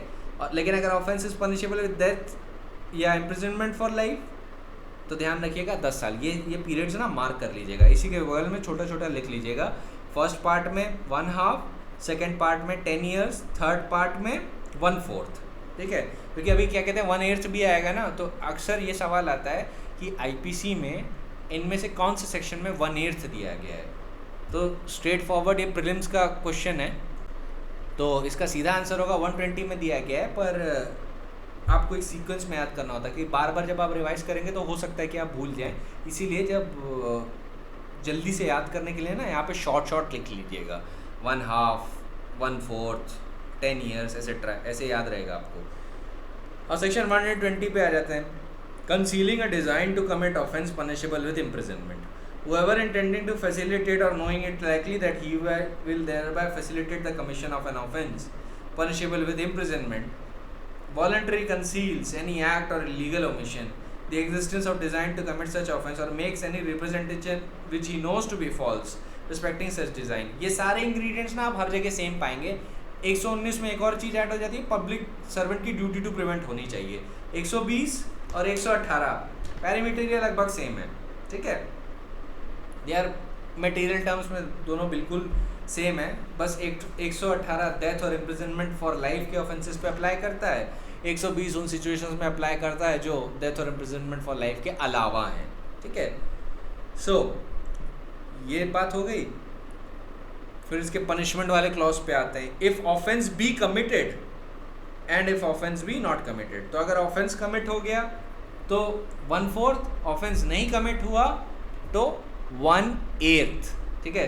तो 120 में 1/4 लिख लीजिए ऑफेंस कमिटेड के ऊपर, और ऑफेंस नॉट कमिटेड के ऊपर जो ब्लैक में आपकी यूनिवर्सल की अगर बेयर एक्ट है तो ये बोल्ड में लिखा होगा, तो ऑफेंस कमिटेड के ऊपर शॉर्ट में लिख लीजिए 1/4, ऑफेंस नॉट कमिटेड के ऊपर लिख लीजिए शॉर्ट में 1/8। इतना ही है, इसमें एग्जाम में भी इतना ही लिखना होगा क्योंकि सिर्फ पनिशमेंट पे क्वेश्चन आएगा।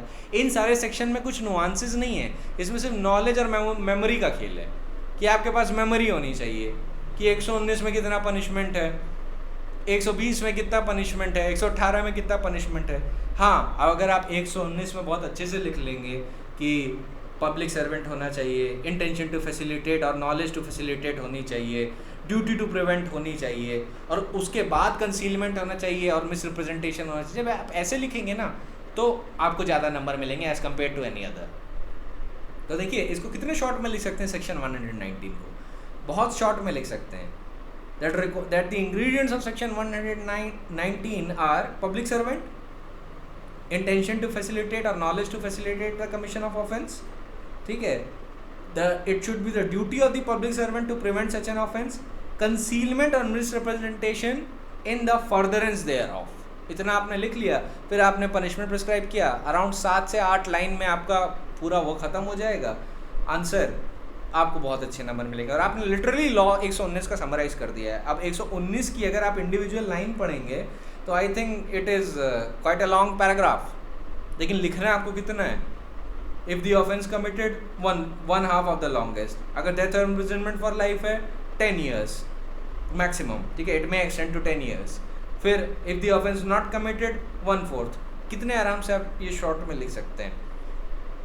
तो ये जो ब्रेविटी की आदत है ना, ये सेक्शन पढ़ के उसके एसेंस निकालने की कोशिश किया करिए।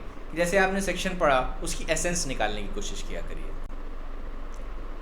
अब 120 पढ़ रहे हैं, 120 में क्या है, 120 में भी सेम इंग्रेडिएंट्स है, बस वहाँ पे पब्लिक सर्वेंट गायब हो जाते हैं वहाँ से। अब यहाँ पे क्या है, फैसिलिटेशन और knowledge that it will likely to facilitate commission of that offence, concealment या misrepresentation in pursuance thereof. अगर ऑफेंस कमिट हुआ तो 1/4, ऑफेंस नहीं कमिट हुआ तो 1/8। सिमिलर ट्रीटमेंट आप सेक्शन 118 के साथ कर सकते हैं। वैसे ही अभी जैसे मैंने बताया कि आप कैसे ब्रेक डाउन करेंगे, पहला इंटेंशन टू फैसिलिटेट और knowledge to facilitate the commission of an offence, offence should be punishable by death और इम्प्रिजनमेंट फॉर लाइफ, कंसीलमेंट और misrepresentation in pursuance thereof, फिर ऑफेंस कमिटेड तो 7 साल, ऑफेंस नॉट कमिटेड तो 3 साल। That's it, आराम से हो गया, आपने पूरा सेक्शन समराइज कर दिया। तो ना किसी सेक्शन में उसके की इंग्रेडिएंट्स ढूंढने की आदत डाल लीजिए और की वर्ड्स पे फोकस करने की आदत डाल लीजिए, वो प्रैक्टिस से आता है। उसमें अब मुझे इतने आराम से बताने में इसलिए आसानी होती है क्योंकि मैं काफ़ी एक्सपीरियंसड हूँ इन सारी चीज़ों को लेके। आपके लिए थोड़ा नया होगा लेकिन eventually you would be able to do that, it is fairly simple. एक लेवल के बाद ये बड़ा आसान हो जाता है। अब I come to just a CRPC point जो रिलेटेड है सेक्शन 109 से। ये मैंने लास्ट के लिए रखा था क्योंकि ये CRPC में जाके ब्रांच ऑफ होता है। एक चीज़ का ध्यान रखें कि section 109 of the IPC substantive offence है। कौन सा ऑफेंस है? सब्सटैंशिव ऑफेंस है। वो अपने आप में एक डिफरेंट ऑफेंस है। वो unlike section 34 of the IPC rule of evidence नहीं है, वो itself is a substantive offence. ये पॉइंट सुप्रीम कोर्ट ने Joseph Kurian Philip Jose versus state of Kerala में क्लियर कर दिया था और उसमें बोला था कि अगर मान लीजिए आप किसी पर्सन को ट्राई कर रहे हैं for an offence simpliciter, let us suppose you are trying a person for murder. अब मर्डर का चार्ज फेल कर गया पर आपने चार्ज ऑल्टर करके उसको अबेटमेंट टू मर्डर के लिए कन्विक्ट कर दिया, तो अगर यहाँ पर प्रेजुडिस हो गई या फेलियर ऑफ जस्टिस हो गया तो ये जो चार्ज ऑल्टर करके आपने अबेटमेंट टू मर्डर का कन्विक्शन किया ये सेट असाइड कर देगा अपीलेट या रीजनल कोर्ट। इस चीज़ का आपको ध्यान रखना है। इस पे लीडिंग अथॉरिटीज़ हैं Vakil Yadav and another versus state of Bihar और जोसेफ कुरियन फिलिप जोस वर्सेस स्टेट ऑफ केरला। ठीक है, ये दोनों इस पॉइंट को सब्सटैंशिएट करते हैं।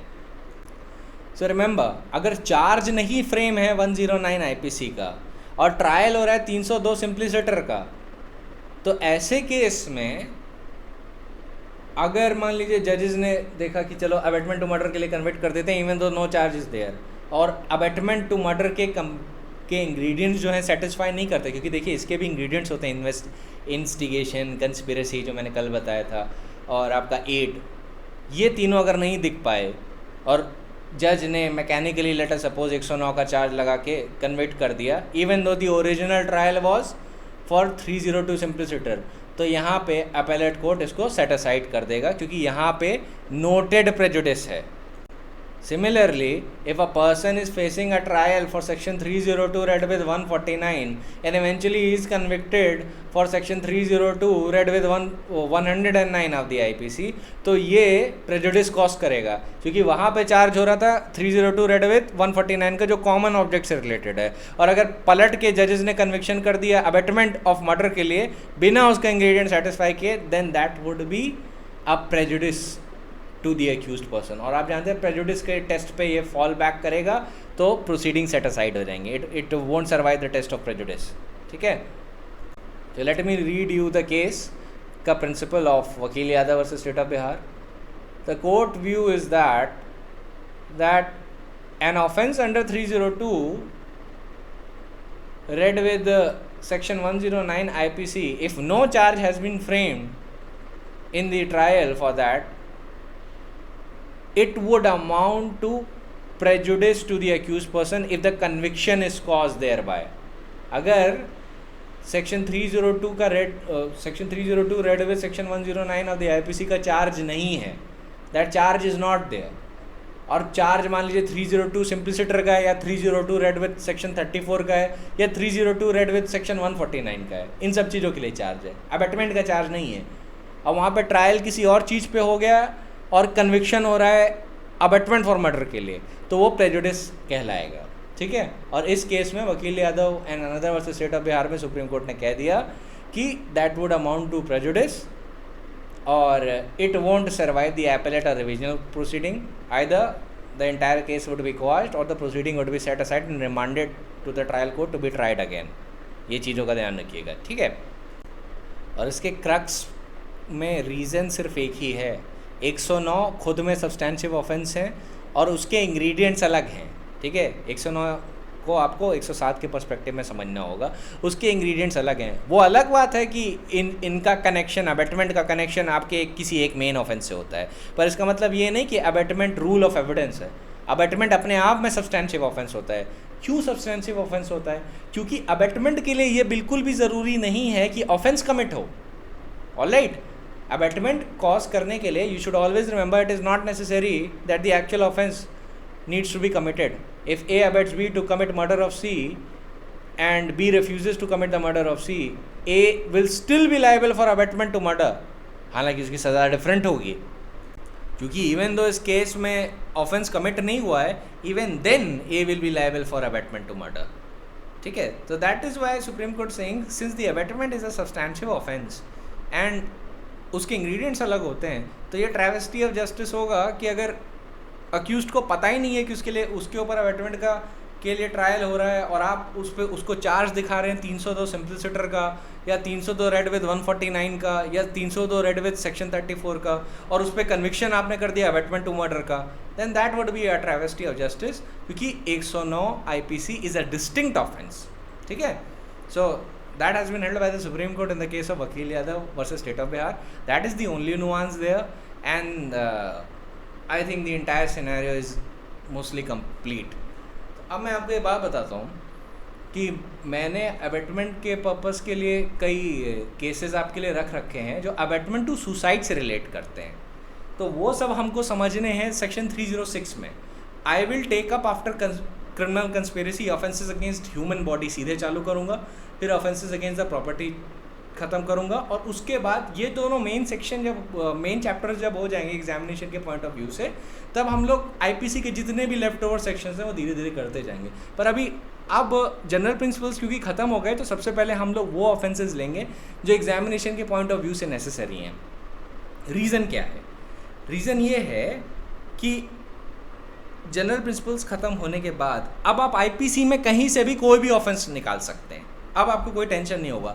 पर जनरल प्रिंसिपल एक टैंडम में काम करते हैं, एक सीधी चेन बनती है, उनकी एक चेन ऑफ कमांड है, इसलिए आपको वहाँ पे रुकना पड़ता है। That is why the moment I am done with conspiracy I will straight forward take up the topic of offences against the human body, जिसमें हम मर्डर और कल्पेबल होमिसाइड और उसके बाद जितने भी रेलिवेंट ऑफेंसेस हैं उनको देखेंगे, और फिर finally will deal with offences against the property. और जब ये दोनों एग्जामिनेशन पॉइंट ऑफ व्यू से पूरे कंप्लीट हो जाएंगे then we'll deal with your topic of offences against the state, क्योंकि उसमें 2 ही 3 सेक्शन इंपॉर्टेंट हैं। फिर we'll deal with let us suppose false evidence, फिर offences against the public servant, और फिर जितने भी ऐसे इधर उधर के ऑफेंसेस आते हैं, offences against marriage, then your defamation, ये सारे हम लोग डील करेंगे। But first we should be dealing with the substantial portions of the specific offences. इसमें सबसे इंपॉर्टेंट है चैप्टर 16 और chapter 17, that is offences against the human body and offences against the property, क्योंकि इसमें बहुत सारे नुआंसेस हैं। तो ये जो मैंने आपको केस लॉ दिए हैं ये प्राइमरीली रिलेट करते हैं अबैटमेंट टू सुसाइड से। तो आप चाहें तो आप इसको अभी पढ़ लें, ये नोट्स आपके पास अवेलेबल हो रहे हैं, या आप वेट करें इसको पढ़ने का कि when I will take up the topic of section 306 of the IPC, तो उससे लिंक करके आप पढ़ लें, क्योंकि primarily section 306 of the IPC से रिलेट करते हैं अबैटमेंट टू द सुसाइड के केसेस में। ज़्यादातर आप अबैटमेंट पे सबसे ज़्यादा इलैबोरेशन उन्हीं केसेस में देखेंगे जहाँ पे चार्ज लगा है अबैटमेंट टू सुसाइड का, ठीक है, या जहाँ पे चार्ज लगा है अबैटमेंट फॉर मर्डर का। उन्हीं 2 सिचुएशंस में आप अबैटमेंट में इलैबोरेशन देखते हैं, वरना आपको ज़्यादा मिलता नहीं है उस पर इलैबोरेशन। तो I leave it up to you कि आप Chitresh Kumar Chopra, Ramesh Kumar versus state of Chhattisgarh, Madan Mohan Singh versus state of Gujarat, Praveen Pradhan versus state of Uttaranchal, या Vaijnath Kondiba versus state of Maharashtra, अगर ये आप अभी पढ़ना चाहते हैं आप पढ़ लीजिए, the option is open to you either or you want to wait till I take up the topic of section 306, you can also do that.